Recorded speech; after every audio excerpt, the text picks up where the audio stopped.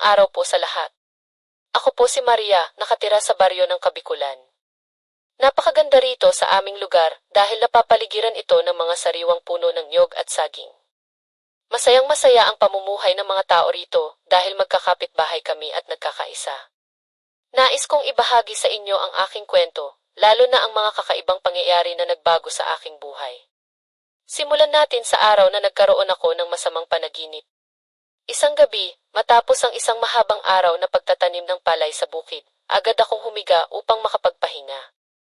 Napakapayapa ng gabi na iyon, tila walang ingay maliban sa tunog ng mga kulisap. Unti-unting tinagay ako ng antok hanggang sa makatulog na ako ng mahimbing. Biglang nagising ako dahil sa isang masamang panaginip na naginip ako na nahulog ako sa isang napakalalim na balon at hindi ako makaahon. Paulit-ulit kong sinubukang umakyat, ngunit pabalik-balik lang ako sa pagkahulog. Nagising ako na pawisan at nanginginig sa takot. Tumingin ako sa paligid at napansin kong madilim pa rin ang paligid, bahagya pa lang na nag-umaga. Ngunit kahit tapos na ang panaginip, hindi pa rin mawala sa isipan ko ang pakiramdam ng pagkatakot. May kakaibang pakiramdam din akong bumabalot sa aking katawan, parang may mali ngunit hindi ko maipaliwanag kung ano iyon. Sinubukan kong hindi isipin ang pakiramdam at muling magpahinga, ngunit hindi pa rin nawala ang kaba sa aking dibdib. Maya-maya pa, tumayo na ako dahil hindi na ako makatulog muli. Dahan-dahan kong pinagmasdan ang aking mukha sa salamin at parang iba na ang aking itsura, tila may mga ugat na kakaiba ang anyo ang lumitaw sa aking mga pisngi. Namula rin ang aking mga mata na tila ba dugo ang kulay. Habang tinititigan ko ang aking mukha sa salamin, lalo akong kinabahan. Ano kaya ang nangyayari sa akin? Bakit nagbabago ang aking mukha? Gaano katagal itong magtatagal sa akin? Maraming tanong ang pumapasok sa aking isipan ngunit wala akong sagot. Sa kabila nito, naisip kong ituloy rin ang aking mga gawain para sa araw na iyon. Pagkatapos kong mag-almusal, pumunta ako sa bukid upang magtanim muli, ngunit habang nagtatrabaho, ramdam ko ang init ng aking katawan, parang may apoy sa loob ng aking balat na gustong kumawala. Napakabilis din ng tibok ng aking puso na tila lalabas ito sa aking dibdib. Sa gitna ng aking pagpapawis at panghihina, biglang nakita ko si Aling Joanna, ang aking kapitbahay na papalapit. Agad kong pinunasan ang pawis sa aking noo at binati siya ng ngumiti, ngunit sa kalooban ko, nais kong makaalis agad sa harap niya dahil ayaw kong makita niya ang mga pagbabago sa aking mukha. Pagkatapos naming mag-usap ni Aling Joanna, agad akong umuwi sa bahay. Pumasok ako sa aking silid at muling tiningnan ang aking mukha sa salamin. Lalong lumala ang pagkapula ng aking mga mata, pati ang init ng aking katawan ay hindi humuhupa. Napailing na lang ako habang tinititigan ang aking mukha. Ano nga ba ang nangyayari sa akin at bakit ngayon lang ito nangyari? Marahil ay may kaugnayan ito sa masamang panaginip ko kagabi, ngunit paano kong malalaman ang dahilan at paano ko ito mapipigilan? Nakaramdam ako ng matinding pagkabahala pero wala akong magawa kundi maghintay at subaybayan kung saan tutungo ang mga pagbabagong ito sa akin. Pagkatapos ng ilang araw, unti-unting bumalik sa normal ang aking pakiramdam. Nawala na ang pamumula ng aking mga mata at ang mga misteryosong ugat sa aking mukha. Sa wakas ay nakahinga ako ng maluwag. Naisip kong marahil ay panandalian lamang ang mga kakaibang pagbabago sa akin at wala na ngayong dapat akong ikabahala. Subalit iyon pala ang pagkakamali ko dahil isang umaga, nagising ako at muli kong naramdaman ang init ng aking katawan. Nang tingnan ko ang aking sarili sa salamin, bumalik ang pula sa aking mga mata at ang mga nakakapangilabot na ugat sa aking mukha. Napabuntong hininga na lang ako. Ano bang nangyayari sa akin? Bakit nagbabalik ang mga pagbabagong ito? Mayroon ba akong malubhang karamdaman? Lahat ng mga tanong na ito ay paulit-ulit na tumatakbo sa aking isipan. Wala akong magawa kundi ang magpakatatag at harapin ang anumang pagsubok na naghihintay sa akin. Habang nasa gitna ako ng aking pag-iisip, biglang may kumatok sa aking pintuan. Dali-dali kong isinara ang aking salamin at sinuot ang aking panloob bago lumabas ng kwarto upang tingnan kung sino ang bisita. Pagbukas ko ng pinto, nakita ko si Aling Carmen, ang mayamang may-ari ng sakahan sa tabi ng sa amin. Kilala ko siya bilang isang mapagmataas at makasariling tao. Napailing na lang ako sa iniisip kung bakit naparito ang isang tulad niya. Aling Carmen, ano pong dahilan ng inyong pagbisita? Tanong ko sa kanya nang may pilit na ngiti. Maria, kailangan nating mag-usap, sagot niya habang pumapasok sa loob ng bahay ng walang paalam. Sumunod ako sa kanya papunta sa sala at umupo. Ano po ba ang nais ninyong pag-usapan natin? Doon niya binuksan ang kanyang bag at nilabas ang isang malaking sobre. Narito ang pera para sa iyo, Maria. Gusto kong itigil mo na ang iyong pagbibigay ng tulong sa mga mahihirap. Wala kang karapatang ipamigay ang iyong kayamanan. Nanginginig ang kanyang boses habang nagsasalita, kitang-kita ko ang galit sa kanyang mga mata. Ngunit nanatiling kalmado ang aking puso. Naunawaan ko po ang inyong saloobin, Aling Carmen, pero hindi ko po kayang ihinto ang pagtulong ko sa aking mga kapitbahay, mahinahong sagot ko. Walang kwentang babae ka, sigaw niya. Kapag hindi mo tinigilan ang iyong kahibangan, magkakaroon tayo ng problema. Pagkatapos ay mabilis siyang tumayo at lumakad patungo sa pintuan. Bago siya tuluyang umalis, nilingon niya ako at sinabing, babalikan kita, Maria. Mag-ingat ka. Nang mawala na siya sa aking paningin, napabuntong hininga na lang ako. Alam kong totoo ang banta ni Aling Carmen, ngunit hindi ko binigyan ng pansin ang kanyang mga salita. Patuloy ko lang gagawin ang aking tungkulin bilang isang mabuting kapitbahay. Kinagabihan, naglakad-lakad ako sa paligid ng aming baryo. Napansin kong nakasara ang bahay ni Aling Carmen. Doon ko naisipang alamin kung ano talaga ang problema ng babae at bakit galit na galit siya sa akin. Tahimik akong pumunta sa likod ng kanyang bahay at sumilip ako sa bintana. Napahanga ako nang makitang puno ng mamahaling gamit at alahas ang kanyang silid, ngunit ang nakakuha ng pansin ay ang kakaibang bagay na ginagawa ni Aling Carmen. Nakita kong gumagawa siya ng isang ritual. Nasa harapan niya ang isang malaking kawali at nilalagyan niya ng iba't ibang bagay gaya ng mga dahon ng sambong, buhok ng tao at iba pa. Sa gitna ng kawali ay may maliit na manika na hugis ng katawan ng isang tao. Sa kaba at takot, napatili ako nang makita ang mukha ng manika, kaya agad kong tinakpan ang aking bibig. Kitang-kita ng dalawa kong mga mata na kamukha ko ang manikang iyon. Ginaya ni Aling Carmen ang aking mukha gamit ang isang manika. Nang marinig ni Aling Carmen ang aking pagtili, dali-dali niyang dinampot ang manika at itinago. Mabilis din siyang lumabas ng kwarto, patungo sa pintuan upang hanapin kung sino ang nakakita sa kanya. Nang makita niya ako, napayo ko na lang ako at tumakbo palayo hanggang sa hindi ko na siya naririnig. Patuloy akong tumakbo hanggang sa nakarating sa bundok na malapit sa aming baryo. Doon lang ako huminto upang makahinga.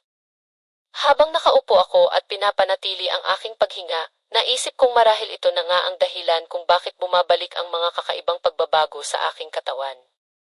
May kinalaman si Aling Carmen sa lahat ng ito, ngunit ano ang maitutulong ko? Sino ang maniniwala sa akin kung wala akong ebidensya laban sa kanya? Sa pagod at lungkot, umuwi na lang ako sa aming bahay. Habang naglalakad pa uwi, tiningnan ko ang buwan na nagliliwanag sa itaas. Naisip kong sana ay gabayan niya ako sa mga darating pang pagsubok. Makalipas ang ilang araw, muli na namang bumalik ang pagbabago sa aking katawan. Mas malala ito kaysa dati. Ramdam ko ang matitinding pamumula ng aking mga mata na para bang gusto ng umagos ang dugo, pati na rin ang paglitaw ng maraming ugat sa aking balat na tila mga siling napakahaba. Ngunit ang pinakamalubha ay ang sobrang init ng aking buong katawan, parang sinisilaban ako ng napakatinding apoy sa loob. Lahat ng sulok ng aking balat ay parang nagbabaga. Gustong-gusto kong maghubad at maligo sa tubig para maibsan ang nararamdaman kong hapdi. Sa takot at gulat, agad kong hinubad ang aking mga damit. Nang makita ko ang aking hubad na katawan, laking pagkabigla ko nang makita kong mayroon na akong mga pakpak sa aking likod, mga pakpak na kasing haba ng aking bisi. Pinagmasdan ko ito ng mabuti at inikot-ikot upang masuri ang bawat galaw nito. Totoo nga, bahagi na ng aking katawan ang mga ito. Sa pagkagulat, bigla akong napatalon at dahil sa aking mga bagong pakpak, mas mataas ang aking natalon kaysa sa inaasahan ko. Bumagsak ako sa sahig ngunit hindi ako nasaktan. Tiningnan ko muli ang aking mga pakpak at doon ko naisipang subukang lumipad. Sigurado akong kaya kong lumipad ng napakataas gamit ang aking mga pakpak. Lumabas ako ng bahay at umakyat sa bubong. Doon ay maraming matataas na puno ng niyog na magiging sagabal sa aking paglipad, kaya't lumundag ako palayo sa aming bahay papunta sa madamong damuhan. Nang makarating ako sa damuhan, muling kinabahan ako sa plano kong ito. Ngunit alam kong kailangan kong subukan, kaya't dahan-dahang inunat ko ang aking mga pakpak at inihanda ang aking sarili. Ngayon na, sigaw ko habang mariin kong ibinaba at ibinuka ang aking mga pakpak, at sa unang pagkakataon, naramdaman ko ang matinding bugso ng hangin sa ilalim ng aking mga pakpak habang umaakyat ako ng napakataas sa himpapawid. Napakaginhawa ng pakiramdam habang lumilipad ako. Tiningala ko ang malawak na kalangitan at napangiti ako sa sarili. Patuloy akong umakyat ng umakyat, nais kong abutin ang mga bituin. Ngunit kahit gaano ako kataas na mapunta, hindi ko maabot ang buwan, kaya't napagdesisyonan kong lumapit dito sa paraang paglipad. Nang marating ko ang dulo ng aming nayon, muling iniunat ko ang aking mga pakpak at sinubukang lumipad ng mas mataas pa. Ngunit kahit gaano ako kasikap, hindi ko talaga magawang makalapit sa buwan dahil lubhang malayo ito.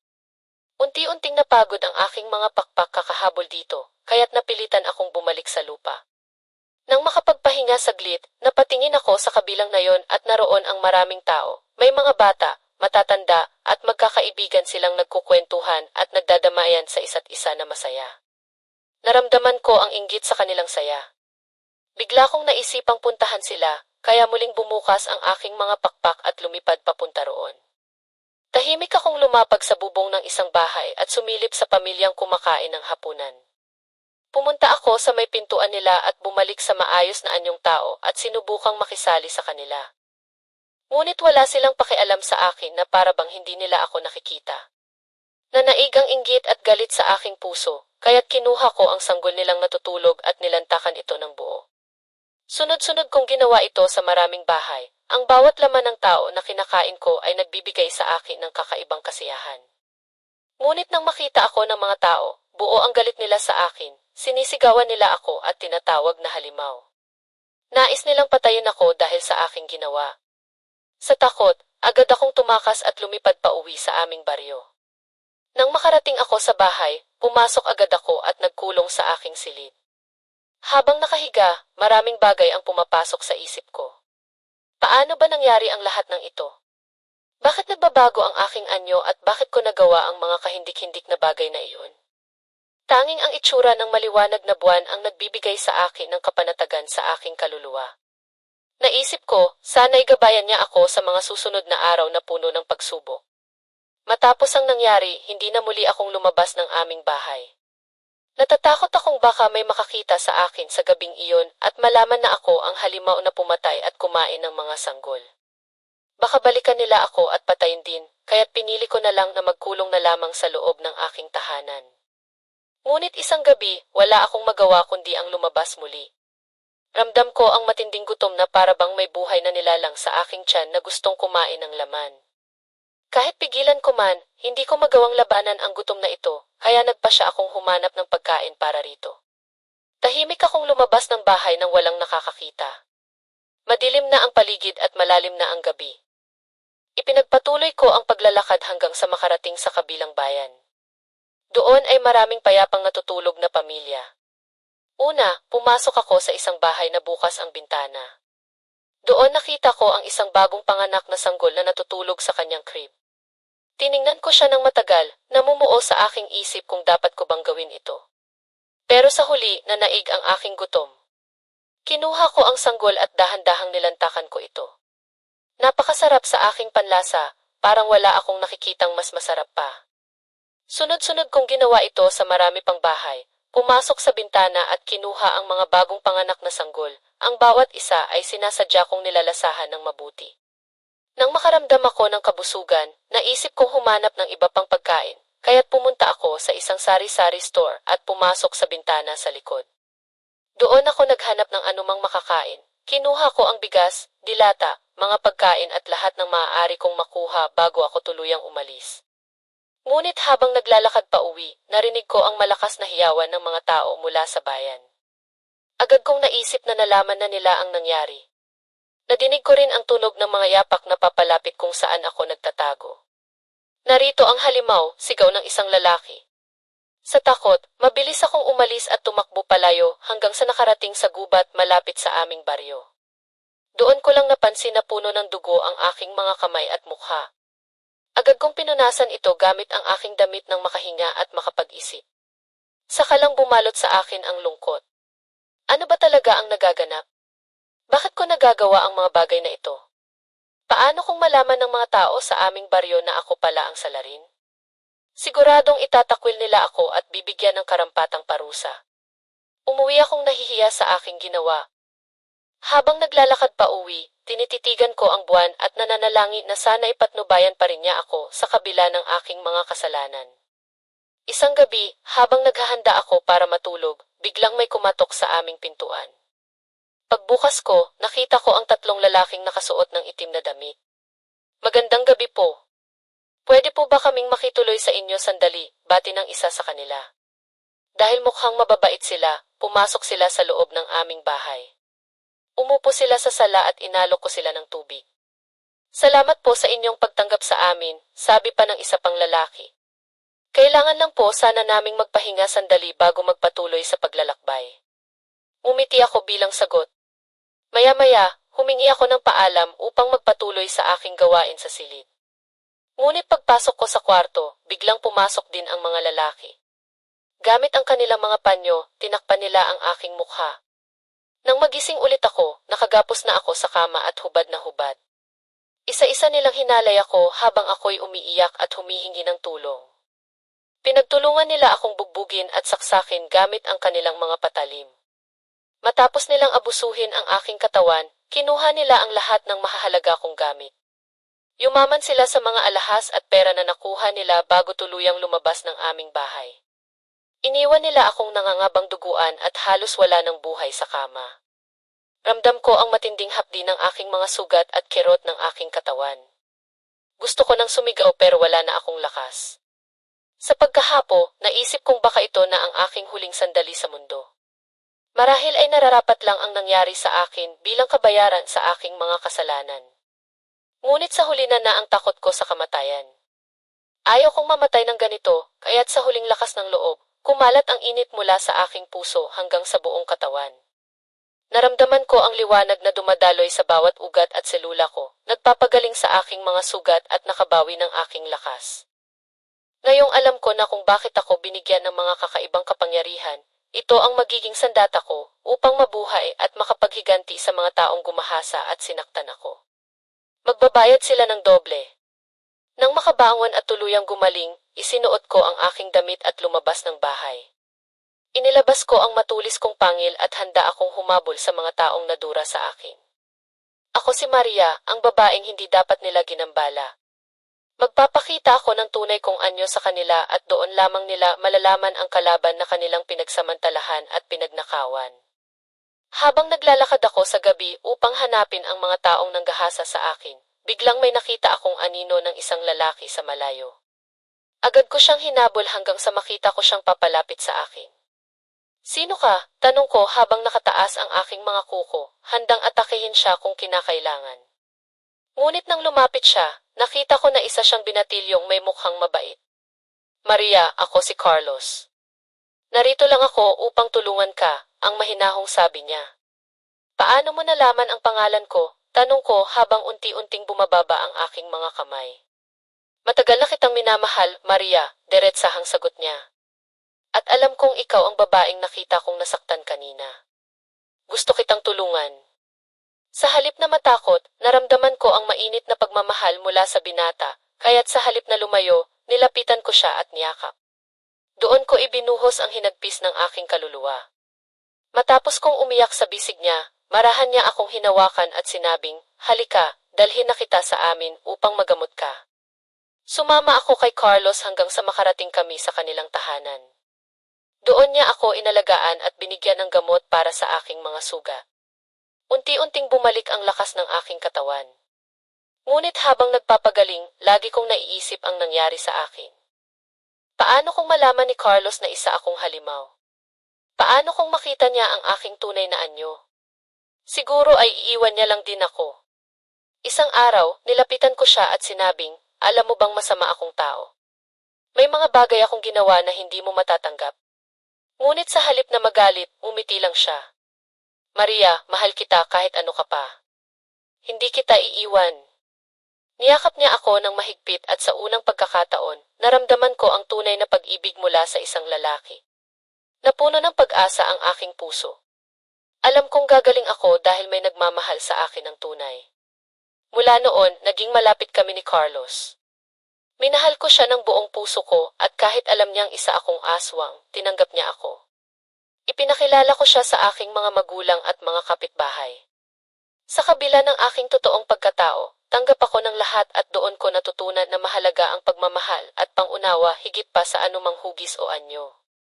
Makalipas ang ilang taon, naging masaya ang aming pamumuhay ni Carlos. Naging mag-asawa kami at nabuhay ng payapa sa aming baryo.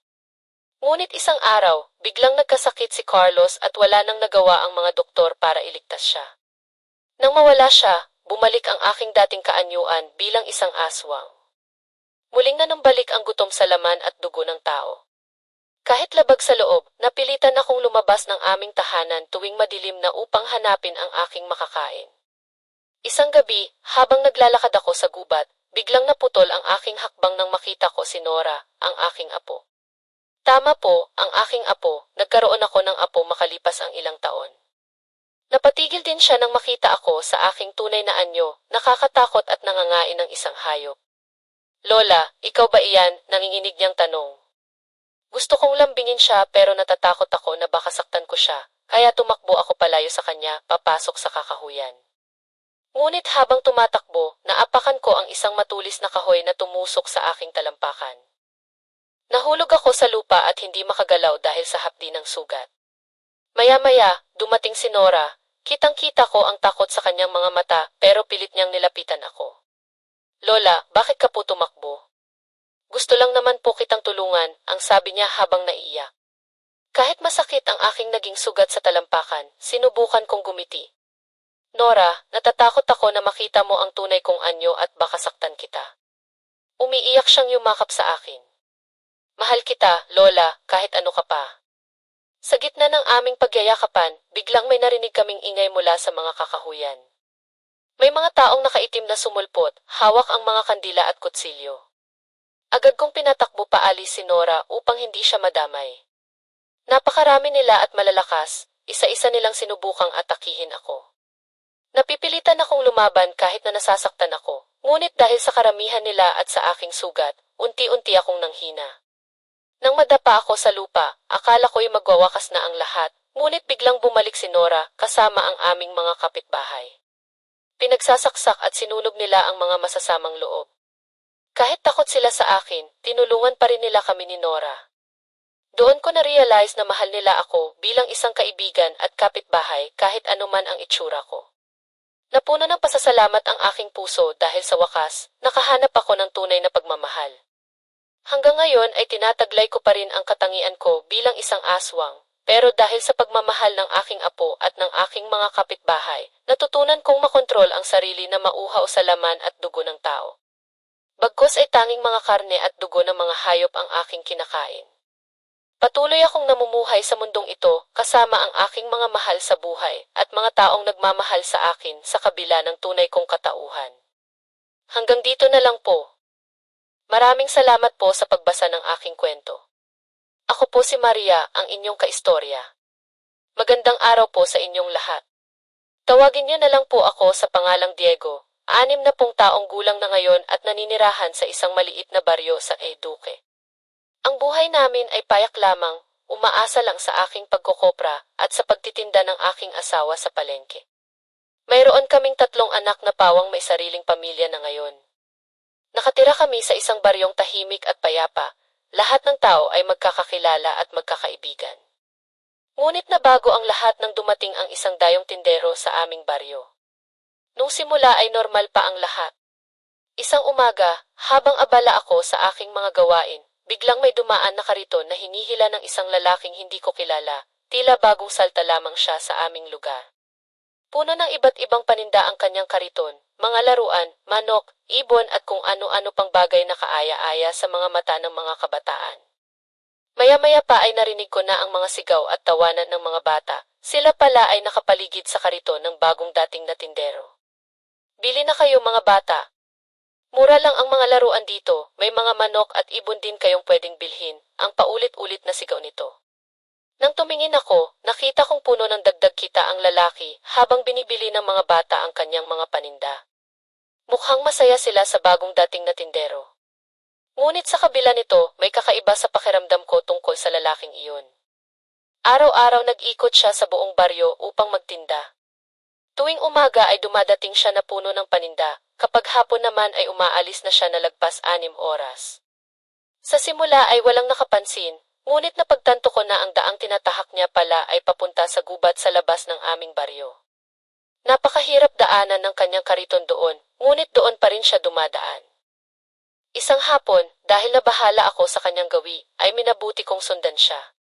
Tinabihan ko ang daan papunta sa gubat at hinihintay na dumaan siya. Maya-maya ay narinig ko na ang kaluskos ng gulong ng kanyang kariton. Tiningnan ko ito ng mabuti habang papalapit sa akin. Nakasilip ako sa mga paninda niya at napansin kong wala na roon ang ilang manok at ibon na nakita ko kanina. Nang makapasok na siya sa gubat at malayo na sa poblasyon, bigla siyang tumigil sa paghila ng kariton. Tiningnan niya muna ang paligid upang siguraduhing walang makakakita sa kanya. Pagkatapos ay kinuha niya ang isang itim na supot mula sa ilalim ng kariton. Nang buksan niya ito, napahiyaw ako sa gulat sa nakita ko dahil isang biik na buhay ang inilabas niya mula roon. Wala sa sariling kinuha niya iyon at sinimulang lamunin ito ng buhay na siyang dahilan ng ikinagulat ko. Habang pinapanood ko siya ay napapapikit ko sa takot. Maya-maya ay tapos na siyang kumain at muling sinilid sa supot na may natirang bahagi ng hayop sa ilalim ng kariton. Magmula noon, lagi ko nang inaabangan ang pagdaan niya sa gubat tuwing hapon at halos araw-araw. Nakikita kong may dala siyang bagong nakaw na alagang hayop na kanyang kinakain doon sa madilim na sulok ng kagubatan. Simula nang makita kong kinakain ng dayong tindero ang mga nakaw na alagang hayop sa gubat, hindi na ako mapakali. Gusto kong ibunyag ang kanyang masamang gawain, ngunit natatakot akong gantihan niya ang pamilya ko. Isang umaga, habang naghahain siya ng paninda sa kanyang kariton, bigla ko itong napagmasdan ng mabuti. Doon ko napansin na iba na ang anyo ng kanyang mga mata, makailang ulit akong tumingin at laging nakatingin din siya sa akin.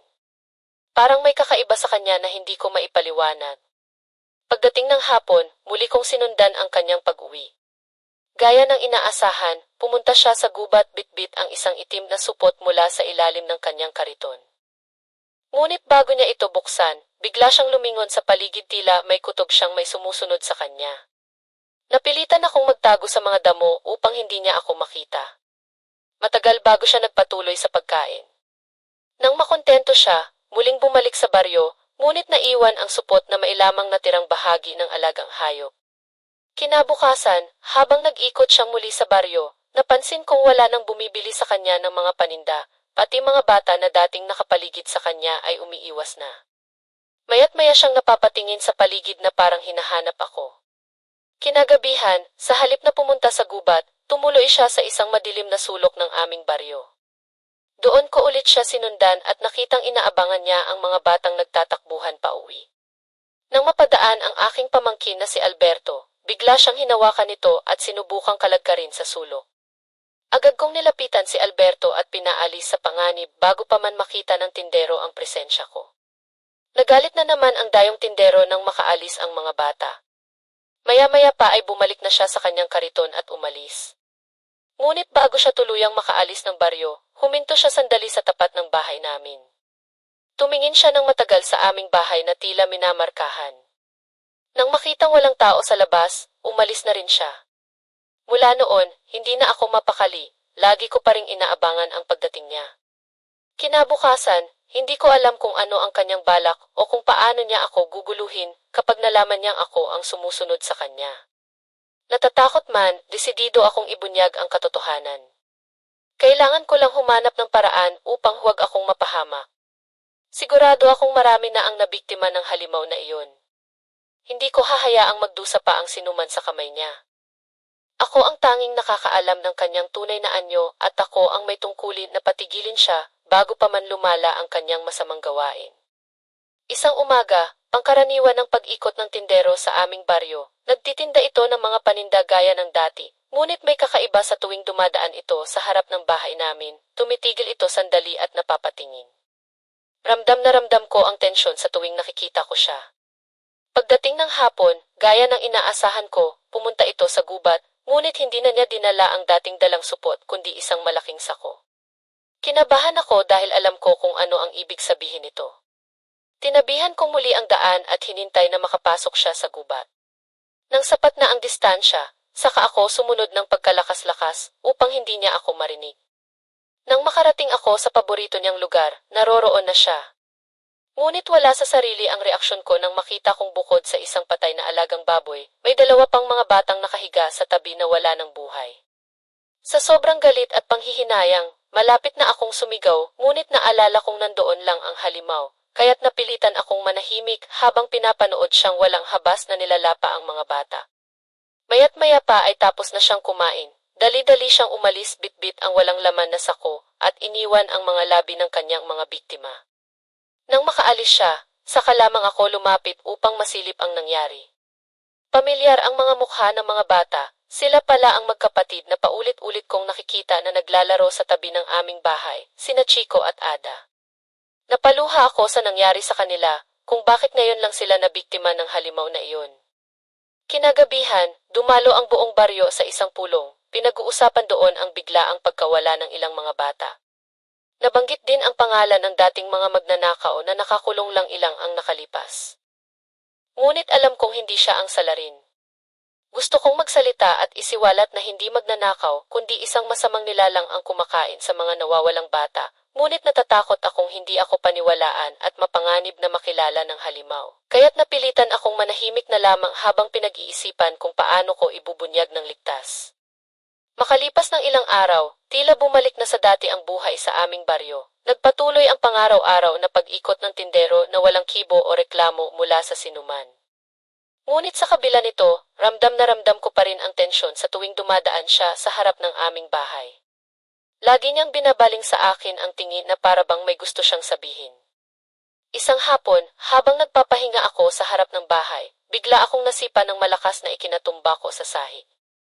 Walang ibang tao sa paligid maliban sa akin. Inisip ko baka naman nagkamali lang ako ng pakiramdam, ngunit simula noon, lagi ko nang nararamdaman na may tumutusok sa aking lalamunan tuwing kumakain. Minsan, napapasigaw pa ako sa sakit kahit isang subo pa lamang ng pagkain ang nalulunok ko. Hindi lamang iyon, isang umaga, narinig kong umiiyak ang aking apo habang nagdudumilat. Agad kong tinanong kung bakit, sabi niya, lagi niya raw nakikita ang isang matangkad na maitim na lalaki sa puno ng mangga malapit sa aming bahay. Laking gulat ko nang marinig iyon dahil dito naputol na ang antok ko sa gabi. Lagi akong nakakarinig ng mga kakaibang tunog sa paligid, huni ng hangin na parang boses, katok na walang kumakatok, at madalas na tahol ng mga aso. Alam kong ang lahat ng ito ay dahil sa tindero, kahit hindi ko ito nakikita, sigurado akong ginugulo niya kami sa pamamagitan ng kanyang mahika upang hindi ako makapagreklamo. Pero desidido akong kalabanin siya kahit gaano pa siya kamayabang na nilalang. Isang gabi, habang nagiinuman kami ng mga kaibigan ko, pumasok ako sandali upang humanap ng yelo. Bigla akong nabigla nang may malakas na humampas sa aking likod na ikinatumba ko sa sahig. Nang lumingon ako, wala namang ibang tao maliban sa akin, ngunit ramdam ko pa rin ang pananakit ng hampas na iyon. Maya-maya pa ay bumalik ang sakit ng aking lalamunan na para bang may matalim na bagay na paulit-ulit na tumutusok sa loob nito. Sa puntong iyon, sigurado ko na ang lahat ng kakaibang pangyayaring iyon ay gawa lamang ng masamang nilalang. Kailangan kong humanap ng paraan upang labanan siya ng makaharap at maitaboy ang anumang masamang ginagawa niya sa amin. Dahil sa paulit-ulit na kakaibang mga pangyayari, napagdesisyonan kong humingi ng tulong sa aking mga kapatid. Sinabi ko sa kanila ang lahat ng nararanasan ko simula nang dumating ang tindero sa aming baryo. Naniwala naman sila agad sa akin, kaagad din nilang naisip na humingi ng tulong sa isang albularyo na kaibigan ng aking kapatid na si Santiago. Ayon sa kanya, marunong daw itong magpasa ng mga kakaibang pangyayari at makipag-usap sa mga multo. Isang umaga, dumating ang albularyo sa aming tahanan. Pagpasok pa lamang nito, naramdaman na agad niyang may masamang elementong nakabantay sa paligid ng aming bahay. Inutusan niya kaming lahat na umupo sa sala habang sinisimulan niyang gawin ang kanyang ritual. Nagdasal ito gamit ang mga kakaibang salita na hindi ko maintindihan. Pagkatapos ay lumapit ito sa akin at hinawakan ang aking noo ng matagal. May dalawang nilalang na galit sa iyo, wika nito. Sila ang may gawa ng lahat ng kakaibang pangyayari sa paligid niyo. Kailangan nilang pumasok sa iyo upang maiwaksi ang kanilang galit. Naniwala naman agad ako dito, ngunit paano nila nagawa iyon gayong wala naman akong alam na nasaktan ko, kaya't hiniling ko sa albularyo na paalam sa akin kung sino ang mga nilalang na ito at bakit nila ako ginugulo. Pumayag naman ito, ngunit kailangan daw may isa sa amin na pahintulutan siyang gamitin ang katawan upang maipakilala ang mga nilalang. Napagdesisyonan ng aking bunsong kapatid na si Santiago na siya na ang gagamitin pansamantala.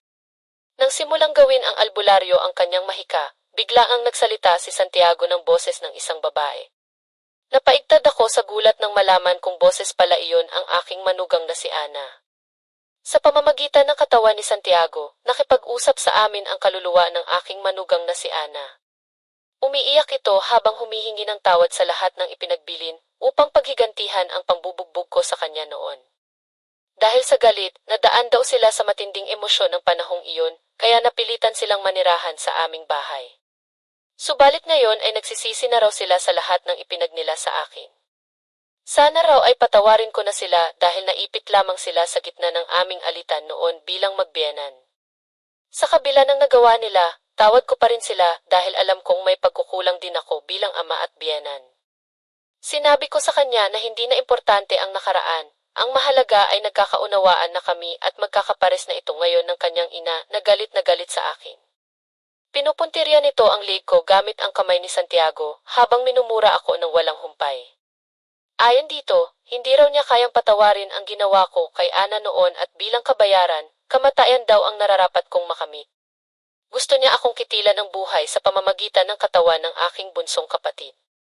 Nang marinig ko iyon, agad kong inawat si Santiago.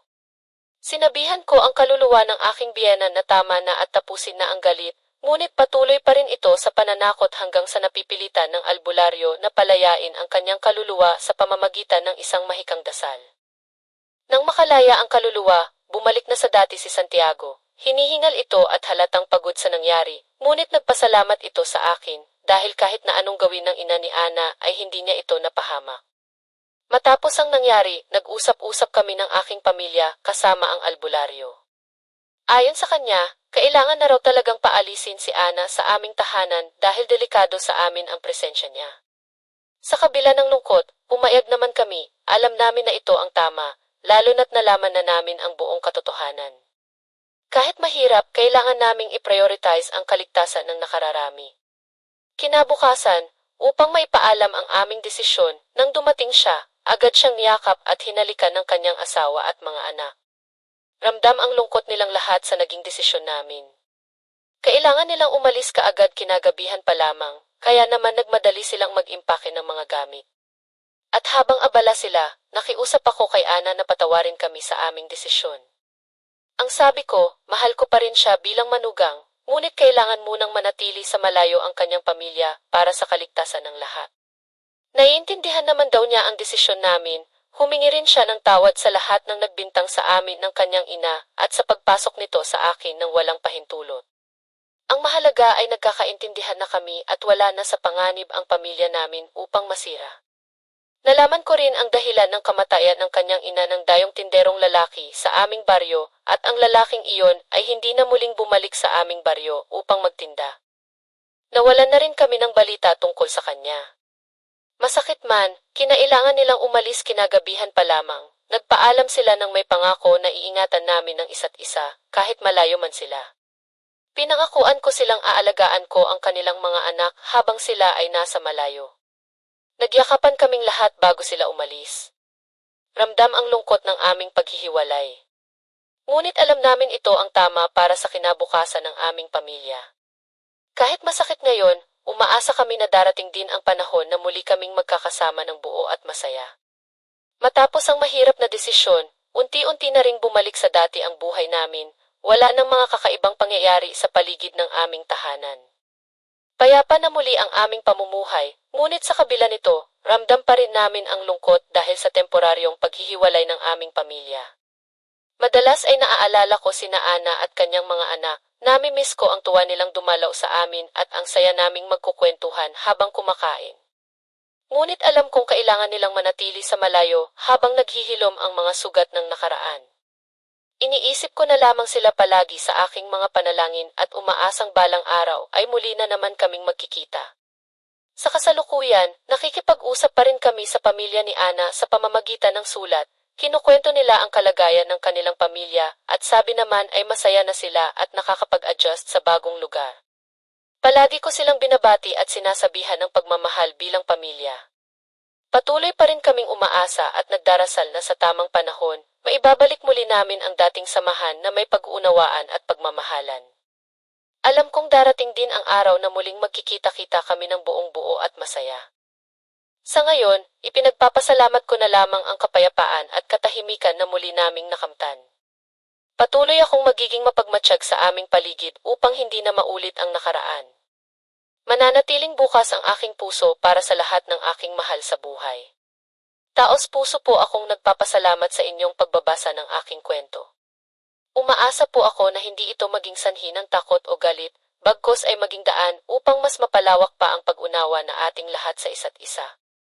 Maraming salamat po at mabuhay po tayong lahat.